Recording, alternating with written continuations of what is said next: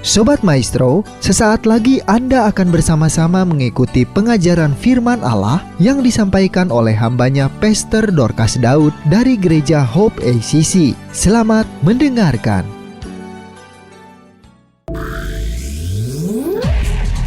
Shalom, Anda akan mendengarkan program Kuasa dalam Firman-Nya yang disampaikan oleh Pastor Dorcas Daud dari Hope ACC dan Dorcas Ministries. Selamat mendengarkan. Baik, sekarang kita akan membuka firman Allah dari Matius pasal yang ke-8, ayat yang ke-5 sampai dengan ayat yang ke-13. Ketika Yesus masuk ke Kapernaum, datanglah seorang perwira mendapatkan dia dan memohon kepadanya, "Tuan, hambaku terbaring di rumah karena sakit lumpuh dan ia sangat menderita." Yesus berkata kepadanya, "Aku akan datang menyembuhkannya." Tetapi jawab perwira itu kepadanya, "Tuan, aku tidak layak menerima Tuan di dalam rumahku. Katakan saja sepatah kata, maka hambaku itu akan sembuh. Sebab aku sendiri seorang bawahan, dan di bawahku ada pula prajurit. Jika aku berkata kepada salah seorang prajurit itu, 'Pergi,' maka ia pergi. Dan kepada seorang lagi, 'Datang,' maka ia datang. Ataupun kepada hambaku, 'Kerjakanlah ini,' maka ia mengerjakannya." Setelah Yesus mendengar hal itu, heranlah ia dan berkata kepada mereka yang mengikutinya, "Aku berkata kepadamu, sesungguhnya iman sebesar ini tidak pernah aku jumpai pada seorang pun di antara orang Israel. Aku berkata kepadamu, banyak orang akan datang dari timur dan barat dan duduk makan bersama-sama dengan Abraham, Ishak dan Yakub di dalam kerajaan sorga. Sedangkan anak-anak kerajaan itu akan dicampakkan ke dalam kegelapan yang paling gelap. Di sanalah akan terdapat ratap dan kertak gigi." Lalu Yesus berkata kepada perwira itu, "Pulanglah dan jadilah kepadamu seperti yang engkau percaya." Maka pada saat itu juga sembuhlah hambanya. Pada suatu hari ketika Yesus masuk ke Kapernaum, ada seorang perwira yang dengan tergopoh-gopoh menjumpai Yesus. Karena dia sedang menghadapi masalah. Masalahnya tidak cukup sederhana, karena bawahan yang sangat dikasihinya itu sedang menderita sakit. Dan sakitnya juga cukup parah. Orang sakit mah, sakit pusing, masuk angin saja, kadang-kadang sampai merisaukan hatinya dan dia harus melawan penyakit itu. Apalagi ini penyakit kelumpuhan. Penyakit yang membuat bawahannya tak mampu melakukan apa-apa. Orang yang diserang sakit lumpuh itu memang sungguh sangat merasa tersiksa. Apalagi kalau orang itu dulu seorang yang aktif. Begitu kena sakit lumpuh, wah, dunia ini rasanya menjadi gelap. Dunia ini rasanya menjadi sempit sekali. Sebab tubuhnya sekarang tidak mampu untuk dipakai melakukan kegiatan-kegiatan yang lain. Itu sebabnya jiwanya menjadi tersiksa. Nah, rupanya perwira ini cukup mengerti perasaan di dalam hati hambanya. Ini adalah seorang perwira yang baik, seorang pemimpin yang baik. Bisa mengerti perasaan bawahannya. Dan tentu saja pemimpin seperti ini akan disegani oleh bawahannya. Dan sampai bawahan sakit pun perwira ini yang sibuk mengusahakan bagaimana supaya bawahanku sembuh. Satu-satunya jalan keluar yang diambil oleh perwira ini adalah ketemu Yesus. Mengapa? Sebab perwira ini begitu percaya kepada Yesus dan dia sudah mendengar banyak tentang Yesus. Di mana-mana Yesus menyembuhkan orang sakit dengan cara yang ajaib sekali. Perwira ini berpikir tidak lain hanya Yesus yang bisa melakukannya ini. Barang siapa yang mempunyai iman seperti perwira ini, setiap kali dia menghadapi masalah, dia percaya bahwa hanya Yesus jalan keluarnya. Dia tidak akan cari-cari dengan cara yang lain dan tidak akan mengandalkan kekuatannya sendiri. Tapi dia akan mempercayakan bahwa Yesus pasti membawa dia keluar sebagai pemenang. Nah, perwira ini juga seperti itu, walaupun dia seorang pejabat. Namun dia menyadari jabatannya itu tidak menjamin apa-apa untuk hidupnya, bahkan untuk bawahannya. Sekalipun mungkin dia menggaji bawahannya cukup besar, tapi ternyata juga kekayaan dan gajinya tak mampu menjamin bawahannya. Jaminan yang kekal, dia percaya hanya pada Yesus. Termasuk kesembuhan yang sempurna hanya pada Yesus. Sungguh ini iman yang luar biasa. Di mana satu masalah yang kelihatannya sulit untuk terselesaikan, terpecahkan. Tapi begitu kita mempercayakan kepada Yesus, maka masalah yang kelihatannya sulit dan tidak terpecahkan itu menjadi selesai. Sebab tidak ada yang mustahil bagi orang percaya. Tapi kadang-kadang kita tidak mempunyai pikiran sepercaya itu. Pikiran kita masih sering dikuasai oleh roh-roh dunia, perkara-perkara daging, ambisi-ambisi pribadi. Itu yang membuat pikiran kita tak mampu berpikir seperti itu. Dan pikiran yang tidak kepada Yesus, itu tidak akan membuat orang ini punya iman kepada Yesus. Dari mana seseorang imannya begitu kuat kepada Yesus? Kalau dia berpikir sama dengan pikiran Yesus. Kalau pikirannya menangkap setiap apapun yang dari Yesus itu adalah kebenaran. Maka dia bisa punya iman kepada Yesus dengan sepenuhnya. Nah, itu sebabnya ketika perwira ini memohon kepada Yesus untuk menyembuhkan bawahannya. Yesus tadinya dia mau datang ke rumah perwira itu. Tapi akhirnya karena perwira ini merasa tidak layak kalau Yesus datang ke rumahnya. Apa yang dikatakan oleh perwira itu sungguh satu pernyataan yang mengherankan Yesus. Karena selama ini rupanya Yesus belum pernah mendengar pernyataan iman yang luar biasa seperti itu. Apa yang dikatakan oleh perwira ini? Tuhan, rasanya aku tidak layak nih untuk menerima Tuhan datang ke rumahku. Pokoknya sekarang asal engkau mengucapkan sepatah kata saja, maka hambaku pasti akan sembuh. Ini sampai Yesus terheran-heran, bayangkan. Perkataan manusia sampai membuat heran hatinya Tuhan. Itu berarti perkataan ini perkataan yang luar biasa. Nah, apa yang terjadi ketika perwira ini mengatakan hal seperti itu? Yesus menjawab di dalam ayat yang ke-13. Pulanglah dan jadilah kepadamu seperti yang engkau percaya. Dan akibatnya, maka pada saat itu juga sembuhlah hambanya. Satu pekerjaan besar terjadi hanya karena perkataan daripada Yesus. Tapi mengapa perkataan Yesus sendiri begitu berkuasa sampai ketika Yesus saat itu mengatakannya langsung terjadi kesembuhan? Karena ada seorang perwira yang punya iman luar biasa. Tapi sekarang bagaimana iman ini bisa luar biasa di dalam diri perwira itu? Karena dia berpikir apa saja yang dikatakan Yesus itu pasti benar. Apa saja yang dikatakan oleh Yesus itu pasti mengandung kuasa yang luar biasa. Perwira ini tidak lagi sibuk dengan kata dokter, kata tabib, kata orang dunia. Kalau lumpuh model begini ini, waduh susah. Ini perlu ditekuni. Itu sebabnya Yesus sebetulnya datang ke rumah saya nggak cukup sekali. Harusnya dia datang ke rumah saya tiap hari. Sampai betul-betul terjadi kesembuhan. Itu kan kata dunia. Itu kan kata dokter. Itu kan kata pikirannya sendiri. Hal-hal seperti ini dikesampingkan oleh perwira itu. Hanya satu saja yang ada dalam otaknya. Bahwa apa saja yang dikatakan oleh Yesus. Apa saja yang difirmankannya. Pasti mengandung kuasa. Pasti perkataannya bisa melakukan pekerjaan yang besar. Itu yang membuat imannya begitu luar biasa. Jadi saudara, ternyata pikiran yang seperti pikirannya perwira itu merupakan modal utama untuk kekuatan imanmu. Pikiran perwira ini selalu positif. Dalam arti kata, pikiran perwira ini positif karena dia selalu mempercayai perkataan Yesus. Jadi perkataan-perkataan yang bukan dari Yesus, yang selama ini telanjur masuk di otaknya, dia tendang keluar. Dia tidak percayai, dia abaikan. Dia hanya mempercayai perkataan Yesus. Itu sebabnya pikirannya selalu positif. Akibatnya, dia punya iman yang positif dan menghasilkan pekerjaan yang positif. Banyak kali pikiran kita dikuasai oleh pikiran-pikiran negatif. Karena kita memanjakan pikiran kita untuk mempercayai yang lain. Kadang-kadang nasihat orang dunia itu lebih dipercayai daripada apa kata firman Allah. Sekalipun orang Kristen sudah banyak belajar firman Allah, membaca firman Allah, diajar begitu banyak tentang firman Allah.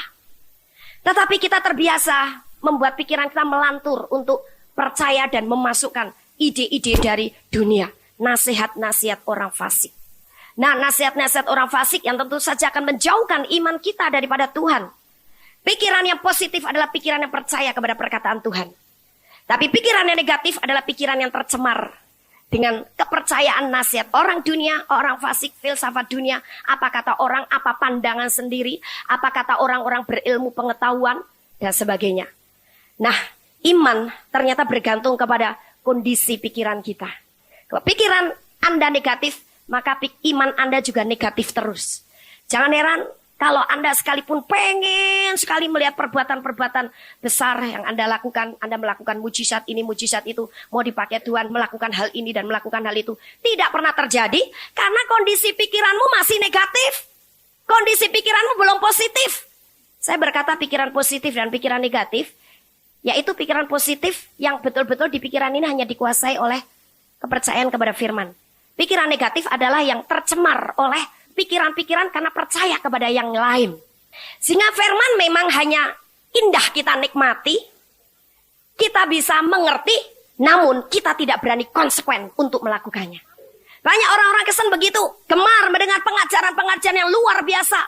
Apalagi kalau itu belum pernah dia dengar. Wah, yang begini ini belum pernah kita dengar.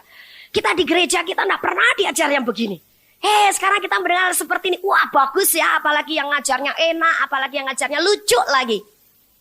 Banyak orang Kristen kalau dengar khotbah yang berkesan nomor satu hamba Tuhannya, atau lucunya, atau yang lain-lain.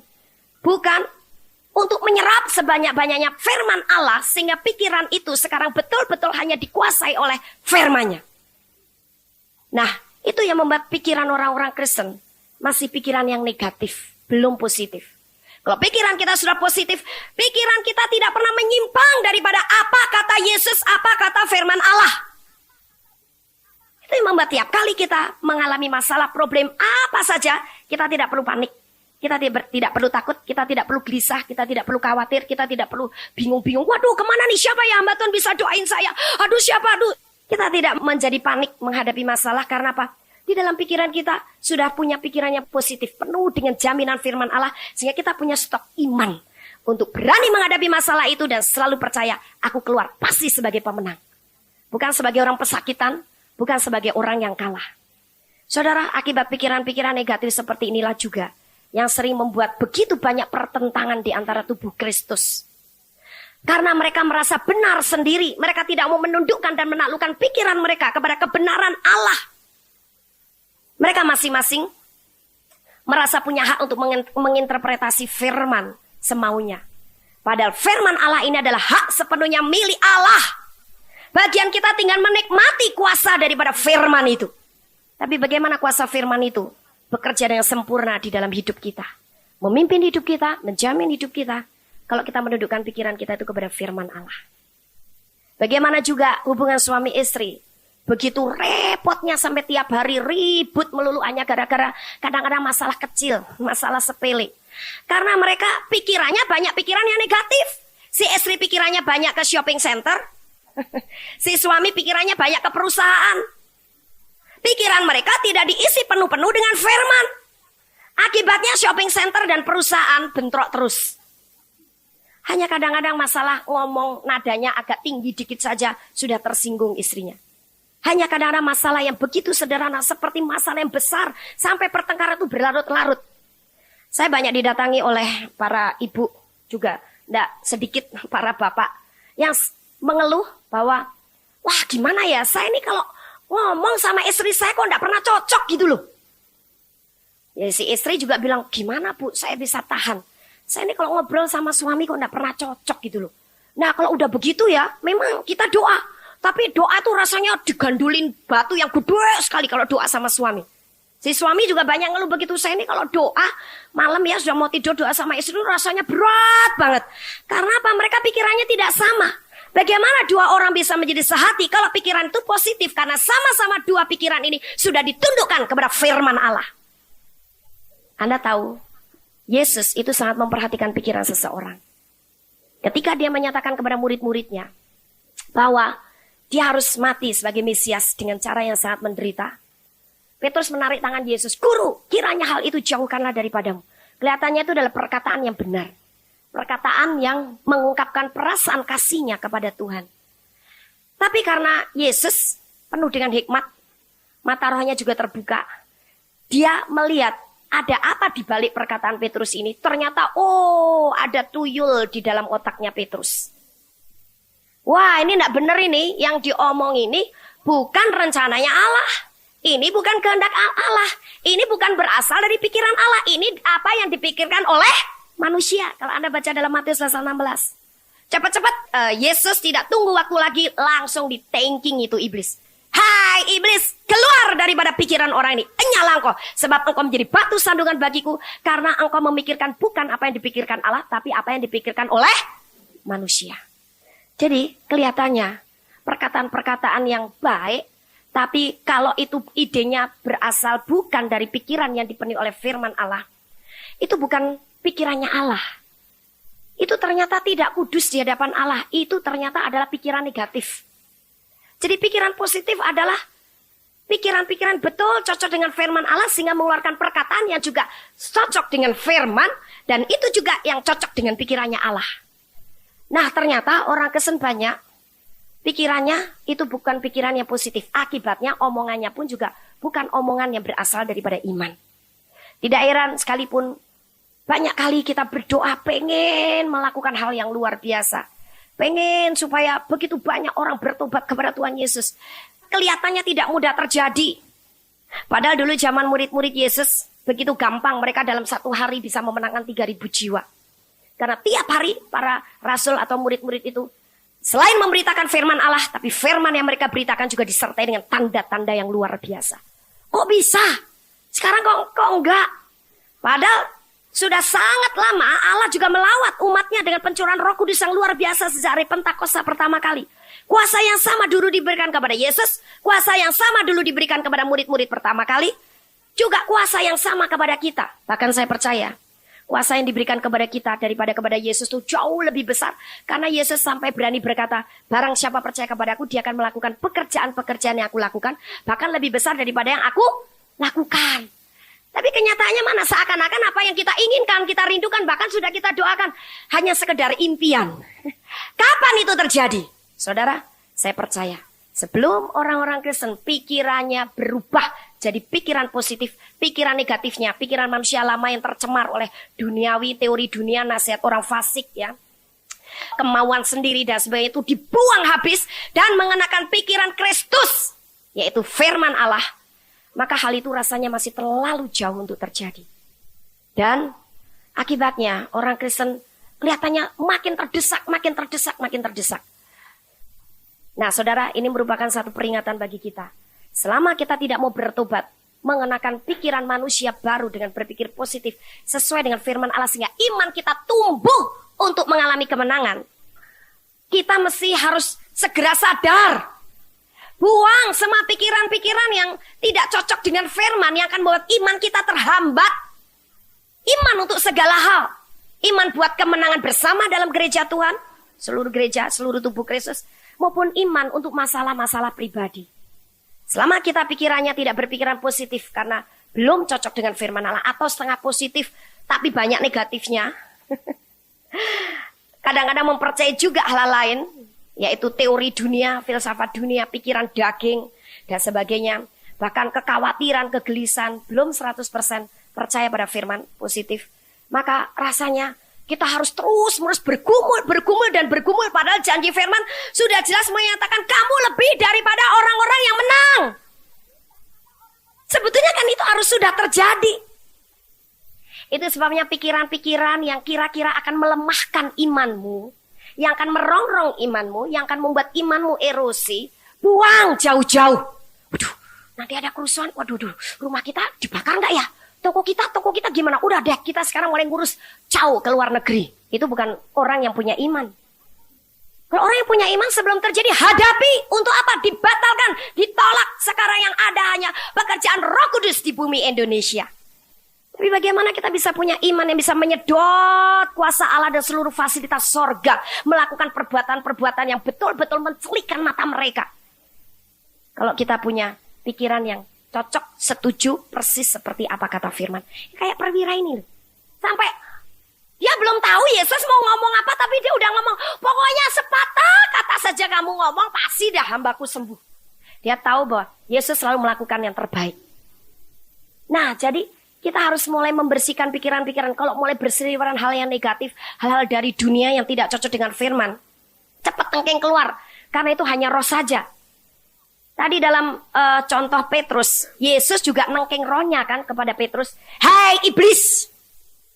Nah, itu roh juga. Iblis itu kan roh. Jadi sekarang kita gampang untuk membersihkan alam pikiran kita. Jangan ditunda-tunda dan kita kompromi dengan hal itu. Itu sebabnya kita harus senantiasa makan firman. Makan firman yang betul-betul dimakan, dikunyah, ditelan, dirasakan. Sampai firman itu akhirnya berubah jadi satu kuasa yang memerdekakan kita. Kalau firman itu hanya kita dengar, hanya kita nikmati, ya bagus loh khotbahnya di RDSB. Kalau Anda cuma seperti itu, firman tidak berkuasa apa-apa.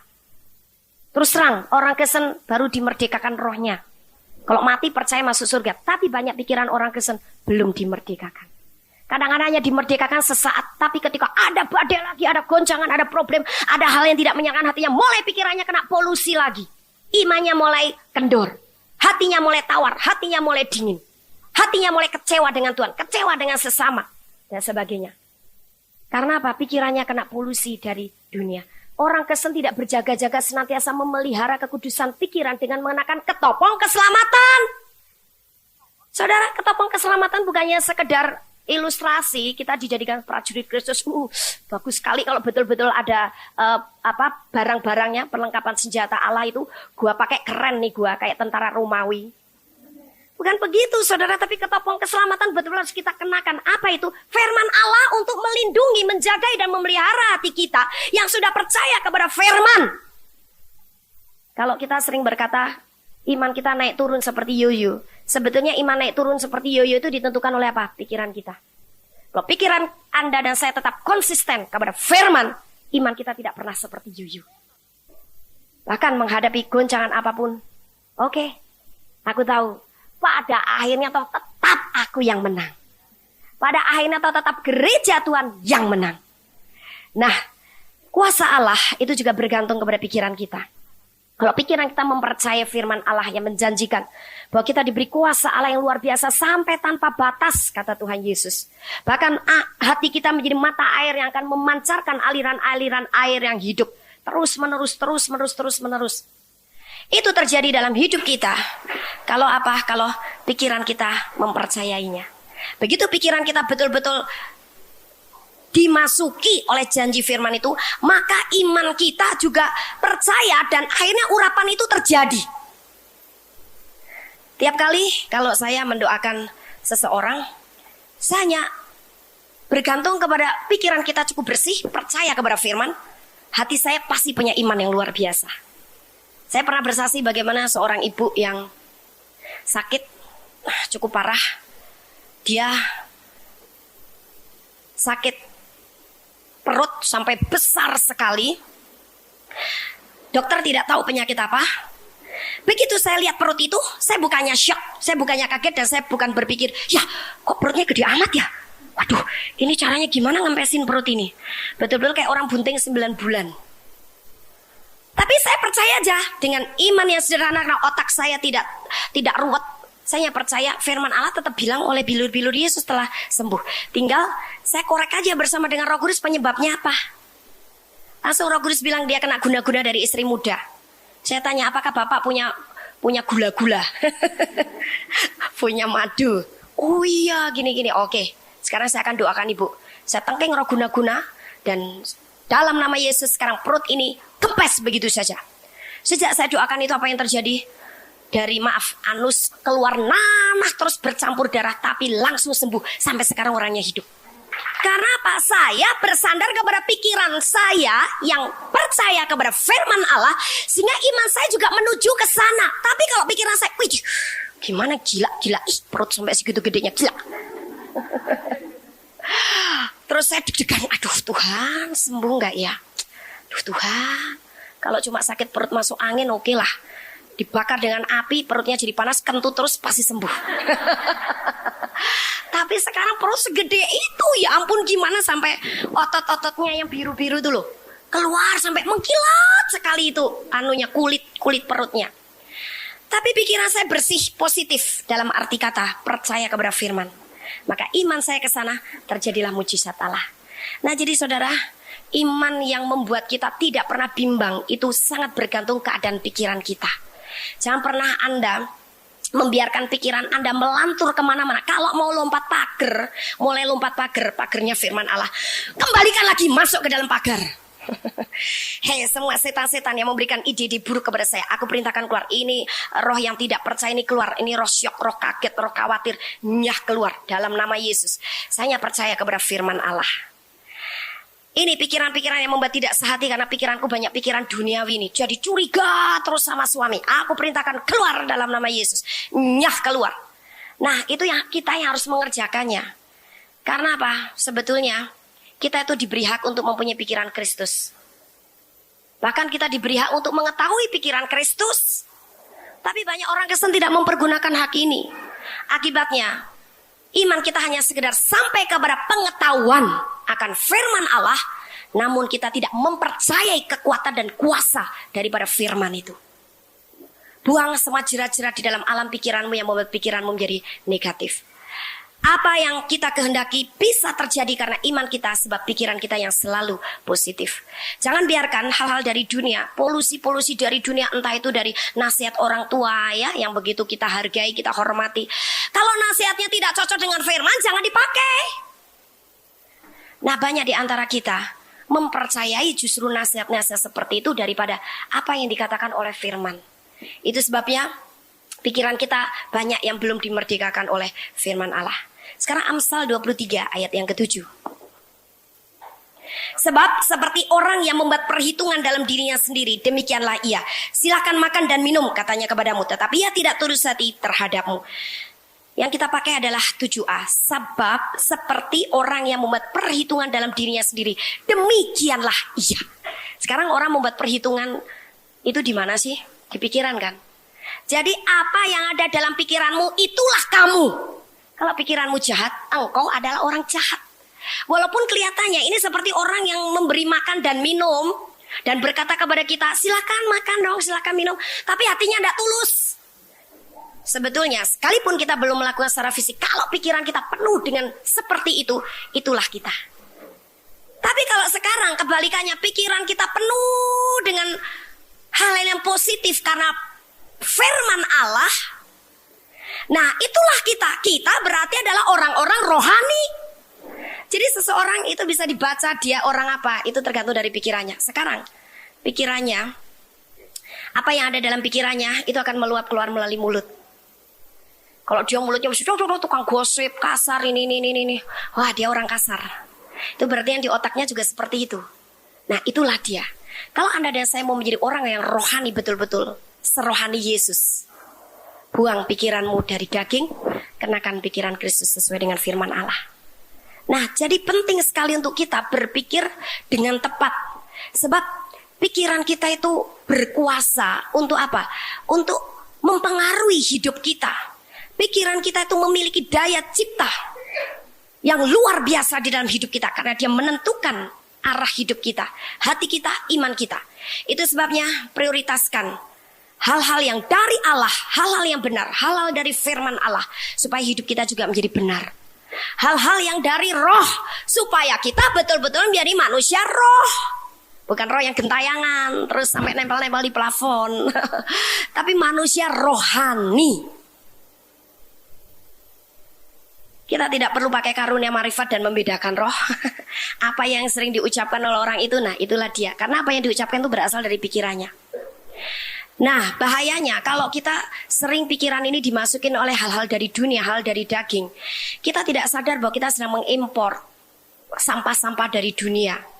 Itu menjadikan kita menjadi orang duniawi, orang Kristen duniawi. Itu sebabnya kita harus mengatur pikiran kita sesuai dengan firman Allah. Yang bukan daripada Allah jangan diperhatikan, jangan diberi tempat. Yang dari dunia cepat-cepat singkirkan, jangan malah diserap. Mungkin itu bukan hanya nasihat-nasihat orang tua, tapi itu filsafat-filsafat dari ilmu pengetahuan, filsafat-filsafat yang tertulis dalam majalah-majalah, atau bahkan nasihat-nasihat filsafat-filsafat yang dengan licik dan lembut sekali dimasukkan oleh kepercayaan-kepercayaan tertentu melalui film-film serial, tayangan-tayangan di televisi. Saudara, jangan dikira itu film-film yang ada di televisi itu tidak menyusupkan filsafat-filsafat dunia kepada Anda dan saya. Apa yang terjadi? Itu cerita tradisi itu merupakan satu filsafat yang bisa menguasai alam pikiran kita. Sehingga sekarang pikiran-pikiran tadinya sudah diisi dengan firman Allah, lama-lama firman itu tersingkir. Mulai hidup kita sekarang tertuju kepada apa yang dinasihatkan kepada cerita di film itu. Dan banyak orang Kristen menikmatinya, malah bangga kalau begitu tahu ceritanya. Sampai lebih bangga ditanya, oh itu Meteor Garden tokohnya siapa, daripada ditanya, itu perwira yang bawahannya sakit, sembuh itu karena apa ya? Daripada ditanya begitu rasanya ngaruhnya mulai namanya iman itu sulit sih. Wah, hal-hal kerohanian itu mesti perlu waktu khusus, perlu konsentrasi khusus. Nah, kalau untuk TV kenapa bisa waktu khusus ada, konsentrasi khusus ada? Hati-hati saudara. Ada banyak pola hidup kita menjadi terpengaruh oleh karena petuah-petuah yang dimasukkan melalui hal-hal seperti ini. Atur pikiran kita sesuai dengan firman Allah dan firman itu menguasai sepenuhnya. Maka hidup kita juga akan berjalan sesuai dengan firman Allah. Nah, kita harus memprioritaskan firman Allah di dalam pikiran kita. Atur pikiran kita begitu rupa sampai kita sesuai dengan firman Allah. Roma 8 ayat yang kelima. Apa yang terjadi pada waktu kita mengikuti cerita-cerita seperti itu? Itu pikiran kita tuh dipimpin ke sana loh saudara. Pikiran kita dibawa mengikuti alur cerita itu.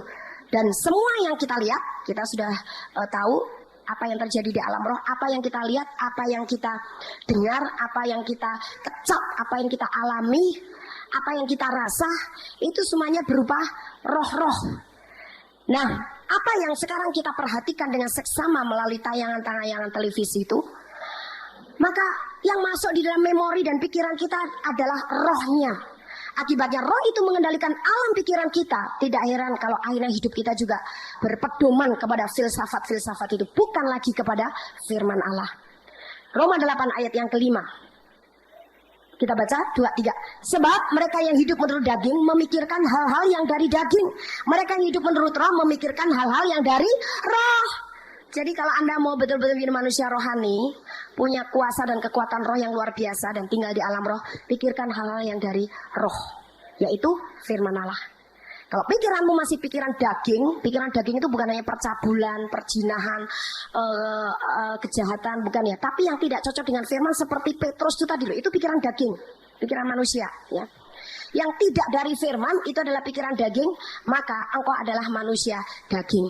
Dan tentu saja pikiran-pikiran daging itu adalah pikiran-pikiran yang keliru, bahkan sangat negatif. Itu yang membuat kita sulit berjalan di dalam roh. Memang kita bisa dipimpin dengan diurapi Roh Kudus, setiap kali bisa berjalan dalam roh. Tapi kita berjalan dalam roh sampai mungkin mengalami pengalaman-pengalaman di alam roh, dapat vision dan sebagainya.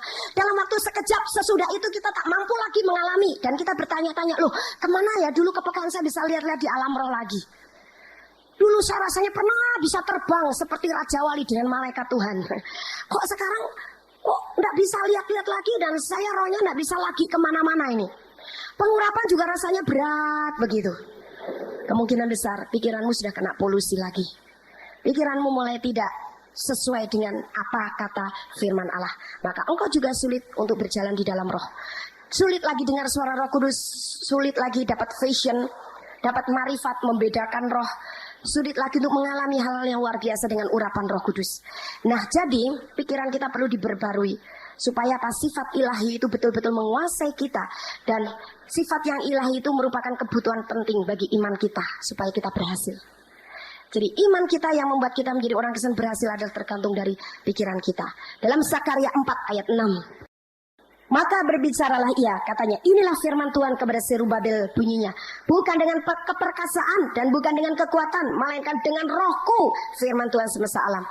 Siapakah engkau, gunung yang besar di depan Zerubabel? Engkau menjadi tanah rata. Ia akan mengangkat batu utama, sedang orang bersorak, bagus, bagus sekali batu itu. Saudara, ini tantangan yang dihadapi oleh Zerubabel ketika dia mulai membangun kembali tembok Yerusalem. Wah, dicemooh, dilecehkan. Bahkan ada satu kelompok yang berusaha untuk menggagalkan rencana pembangunan tembok Yerusalem itu. Tapi Yerusalem tetap jalan terus karena Tuhan itu mengingatkan dia bahwa rencanamu itu akan berhasil. Tembok Yerusalem akan terbangun berdiri dengan megah lagi. Itu bukan karena keperkasaanmu, bukan karena kekuatanmu, tapi oleh rohku.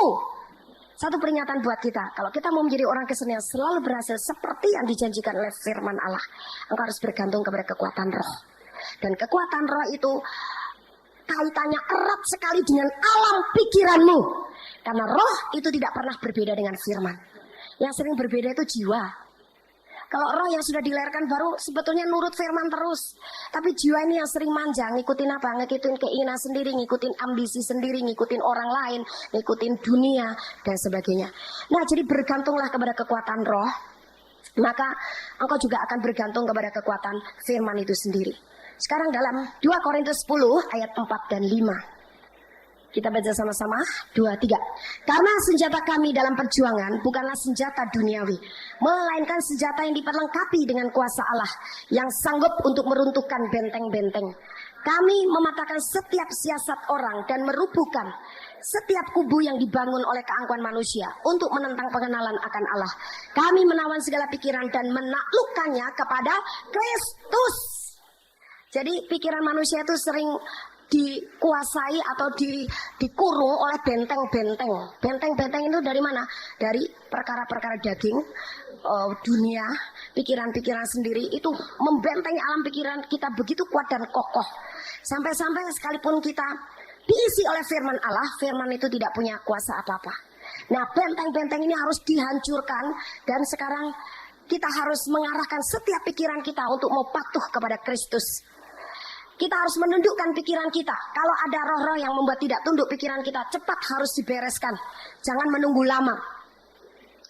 Perkara-perkara dari dunia itu sering membangun keangkuhan hidup manusia di dalam alam pikirannya.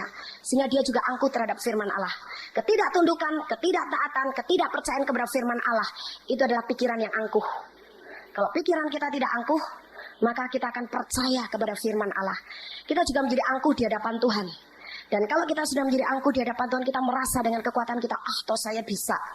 Toh usaha saya masih berhasil. Toh rumah tangga saya juga masih baik-baik. Saya ke gereja hanya seminggu sekali aja lah. Yang penting saya tidak lupa perpuluhan. Yang penting saya sudah dibaptis. Yang penting aku sudah punya Alkitab. Tapi tidak mencari kerajaan Allah dan kebenarannya lebih jauh lagi. Karena dia masih merasa mampu. Ini adalah manifestasi daripada orang-orang yang angkuh terhadap Tuhan. Tapi orang yang pikirannya dikuasai oleh firman Allah, betul-betul dia bergantung kepada Tuhan di dalam segala sesuatu. Saya berkata kepada anak saya, kamu sudah lulus kuliah, kamu sudah besar, kamu sudah bisa mempunyai iman untuk hidupmu sendiri. Dia mulai merintis usaha, oke, nggak apa-apa, mama tidak melarang. Tapi ingat baik-baik, dari kecil papa dan mama tanamkan statusmu adalah hamba Tuhan. Mikir terus dia. Ini cuma sambilan ini. Makanya dia tidak serius menangani pekerjaan dunia. Dia melayani lagi. Bahkan, mah saya mau full timer melayani Tuhan. Bagus, saya bilang. Statusmu itu adalah hamba Tuhan. 3 anak saya semuanya kami katakan seperti itu. Dulu ketika kami baru bertobat, saya tidak menunggu mereka sudah besar-besar dulu. Sebab kalau sudah besar-besar, pikirannya nanti sudah banyak macam-macamnya. Dari kecil pikirannya sudah disetel. Kamu adalah hamba Tuhan. Jadi di mana saja kamu adalah hamba Tuhan. Dengan cara apa saja kamu melayani Tuhan, kamu adalah hamba Tuhan. Nah, jadi saudara, kita perlu menyetel atau menguasai pikiran kita dengan hal-hal seperti ini. Bahwa pikiran kita harus dipenuhi dengan firman Allah. Sebab kalau tidak, kita akan banyak mengalami erosi iman. Pikiran kita jangan pikiran duniawi, tapi tundukkan kepada pikiran Kristus. Suami istri pikirannya harus sama. Kalau apa? Suami istri sama-sama mau belajar firman. Nah, kebanyakan istri-istri yang begitu rajin cari firman, ikut seminar ini seminar itu, suaminya enggak. Akibatnya walaupun istri dioprek-oprek dilayani terus, enggak pernah cocok-cocok sama suami. Karena apa? Pincang yang satu sudah penuh firman ini, maunya mestinya begini, dia ngerti nih hikmat Allah begini. Tapi yang ini masih duniawi. Akibatnya ribut terus dan sebagainya. Sampai akhirnya terjadi masalah yang terus-menerus. Masalah suami istri itu seperti tidak ada henti-hentinya. Sampai kadang-kadang mau cerai gara-gara kecil saja. Hanya gara-gara beda cara memandang, beda pendapat, beda pemikiran. Sebab apa? Yang satu diisi firman, yang satu tidak. Bahkan ada juga yang dua-duanya tidak diisi firman. Sampai oke lah, karena kita Kristen tidak bisa cerai dengan gampang, dengan cepat. Karena sudah tahu firman si istri. Tapi bikin perceraian secara terselubung. Apa perceraian secara terselubung? Udah deh, kita sekarang kawin, pokoknya hartanya terpisah aja. Harta gono gini. Hartamu, hartamu, hartaku, hartaku. Tidur sudah tidak sekamar. Itu namanya sudah cerai ya saudara. Kecuali tidak sekamar karena bayinya ini mesti ditungguin mamanya. Nggak punya suster. Ini lain ya. Tapi kalau tidur sampai nggak mau sama karena punya konflik pribadi di dalam hati suami istri, itu namanya sudah cerai terselubung. Suatu hari ada seorang ibu datang ke saya. Tiap kali kalau datang ke saya keluhannya terus saja merasa tidak sepaham dengan suaminya. Jangan si istri ini memang dia senang berdoa dan sebagainya. Ya itulah gara-gara si istri cari Tuhan betul-betul, suaminya belum. Jadi dia tahu mestinya begini, mestinya, tapi suami saya begini. Saya bilang, oke, bagian kamu itu doa peperangan rohani, perang gerilya. Jangan suka ngotbahin suami. Suami nanti makin gak suka. Jadi kamu doa peperangan rohani dan kamu tetap layani dengan kasih. Karena 1 Petrus, istri-istri akan memenangkan suaminya tanpa perkataan kalau suami melihat betapa salehnya hidup istrinya. Jadi makin ngotbahin begitu, suami makin gak suka dengan Yesus, makin gak suka jadi Kristen. Oh jadi begitu ya Bu ya, oke. Tapi nanti lain kali datang lagi. Terus, Bu, sampai saya mikir dah lah gimana ya. Kayaknya nih kok gak nyambung-nyambung gitu loh. Masalahnya apa lagi? Saya bilang hanya gara-gara sepele saudara, tapi dasar otak udah gak nyambung nih. Tiba-tiba suaminya ini punya hobi baru gitu loh. Dia tuh seneng beli ayam. Nah beli ayam, sedangkan si istri nggak suka ayam binatang. Nanti kotorannya kemana-mana sampai dikurungin, ditaruh di dalam rumah lagi. Itu aja ribut. Wah ada pokoknya ribut. Terus aduh masalah begitu sampai nggak nyambung. Dr. Roh Kudus kasih hikmat ke saya. Ini perceraian ini masuknya dari mana? Ini dari filsafat dunia. Dulu waktu mereka mau menikah, orang tuanya menasihatkan, apalagi pihak istri ini memang lebih kaya dari suaminya. Kamu harus bikin harta pemisah. Jadi berjaga-jaga, nanti jangan sampai itu banyak perempuan-perempuan kawin begitu aja setelah cerai, dia habis-habisan barangnya itu dirongrong sama suaminya. Jadi memang ada kejadian begitu. Jadi itu dijadikan patokan ini, lupa bahwa kalau sudah di dalam Yesus Kristus, sekarang kita bukan lagi warga negara dunia, kita warga negara kerajaan Allah. Dan di kerajaan Allah punya hukum yang baru di mana kita harus mentaati dan tunduk kepada hukum itu. Kita harus tinggalkan hukum dunia ini, filsafat dunia. Lupa orang-orang Kristen termasuk orang tuanya si ibu ini. Dia bilang kamu gini aja, nanti warisan kamu lama-lama dirongrong begini begitu, apalagi kalau suamimu usahanya ndak maju dan sebagainya, bikin harta pemisahan. Nah jadi akhirnya dari mulai kawin mereka bikin harta pemisahan, mana yang harta istri, mana yang harta suami. Itu di depan notaris lo disegel. Saya bilang Roh Kudus bilang begitu, itu yang memasukkan roh perceraian terus-menerus. Jadi saya bilang ibu sama bapak bikin harta pemisahan. Oh iya, itu soalnya nasihat orang tuaku dulu. Karena memang aku dikasih warisan banyak. Suamiku lebih sedikit. Itu liciknya perempuan kadang-kadang gitu tuh. Padahal kalau di hadapan Tuhan bukan lagi dua, tapi suami istri adalah satu. Milikmu, milikku, milikku, jangan milikku, milikku juga milikmu gitu loh. Nah banyak suami istri ribut hanya gara-gara duit melulu coba. Duit melulu, padahal berkat Tuhan itu bisa melalui istri, bisa melalui suami. Amin. Karena kita bukan lagi bilang, oh itu orang lain, itu kan suamimu, aku orang lain, bukan. Kita kan tulang rusuk dia, betul nggak? Nah jadi kalau ada masalah duit, curah, terus datang ke saya nanti, ada nih, katanya udah 3 orang, terus datang begini, Bu, saya nggak tahan dulu tuh, saya waktu belum kawin, saya sudah pelayanan, Ibu tahu kan saya di Bandung ikut. Memang di Bandung itu dulu persekutuan mahasiswa itu maju sekali. Saya udah pelayanan, sekarang sudah melayani, saya nggak bisa pelayanan. Suami saya imannya belum setinggi saya. Waduh, belum ini pokoknya ini katanya. Saya ini jadi mau tanya Tuhan nih Bu, betul-betul nggak dia tuh laki-laki yang diberikan Tuhan buat suami saya? Sedang iya, anaknya udah 3 keluar gitu baru tanya kehendak Tuhan. Telat dong. Tanya itu dulu waktu belum kenal, belum ketemu, belum ada Sri. Kalau Anda juga udah ada kalau ketemu dia jangan tanya Tuhan dah. Itu pasti nggak murni nanti. Belum ada apa-apa, Anda tanya Tuhan boleh yang mana sih Tuhan? Nah itu boleh. Tapi kalau udah deket-deket, udah single-singgolan, udah cubi-cubitan baru tanya Tuhan. Oh pasti, ya dah Tuhan bilang iya. Tapi begitu kawin ada masalah begini, wah langsung nyesel, langsung, aduh bener nggak sih ini dari Tuhan? Nah saudara kadang-kadang kita itu Pikirannya karena dikuasai oleh perkara-perkara dunia, jadi kita salah melangkah. Sedang jangan deh, sekarang jangan berpikir gitu lagi. Sekarang Anda harus menghadapi dengan iman bagaimana yang sudah terjadi rumah tangga ini dipertahankan dan menjadi indah di hadapan Tuhan dan di hadapan manusia. Betul nggak? Daripada Anda tanya Tuhan, nanti kalau iblis nyelonong bilang enggak, kalian cerai. Nah, rusak kan anak-anak Anda jadi anak haram. Oh gitu ya Bu. Oh tak tangking akhirnya manifestasi. Nah jadi ibu itu juga seperti itu. Dia bilang ya saya disuruh orang tua, ini nasihat orang tua kan Bu. Tak pikir-pikir ya bener juga ya. Nanti kita jadi kaum istri ini jadi rugi. Laki-laki mau enaknya sendiri.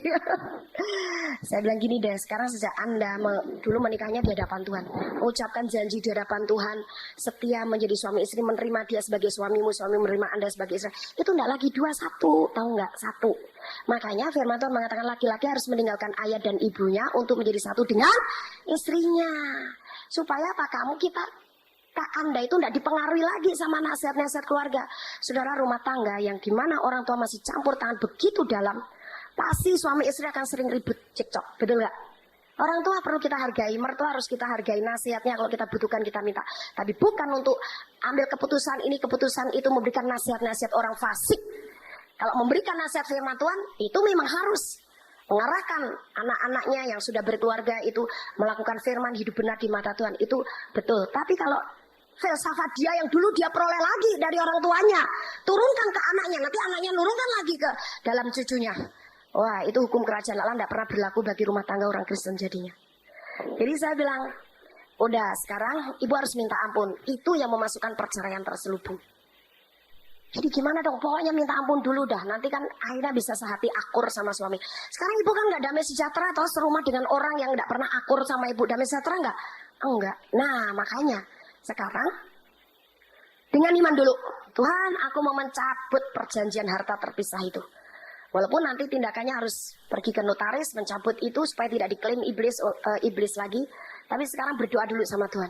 Ibu itu mau, sudah dia berdoa mencabut dari alam roh semua harta terpisah yang membuat perceraian antara saya dan suami saya dan membuat kami tidak pernah sepaham sepikir. Dalam nama Yesus sekarang aku cabut keluar.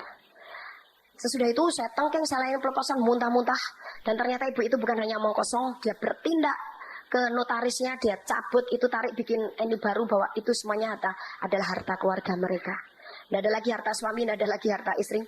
Apa yang terjadi? Itu suami istri sekarang rukun, bukan main pelayanan kemana-mana berdua.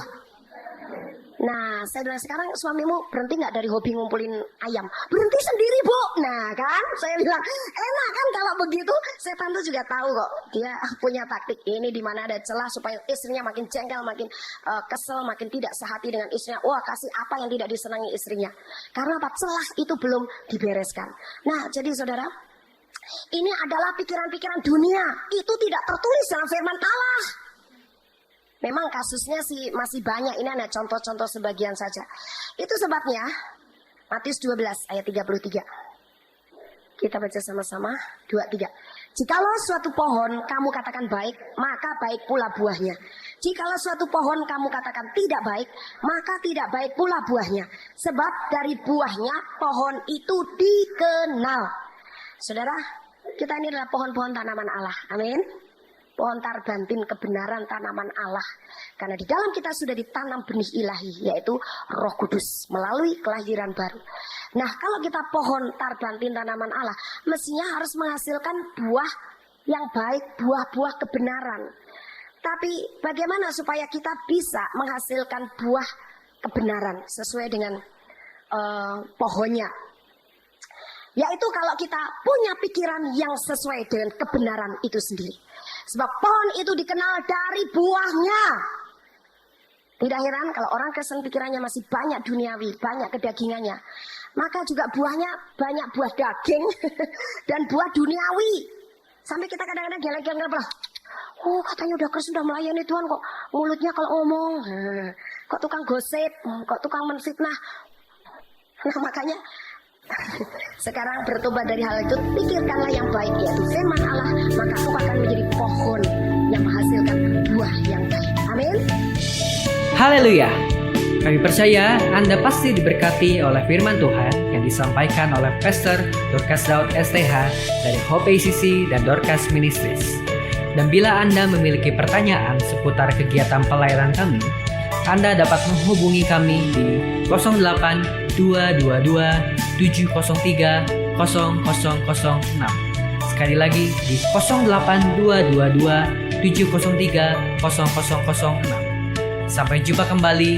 Tuhan Yesus memberkati.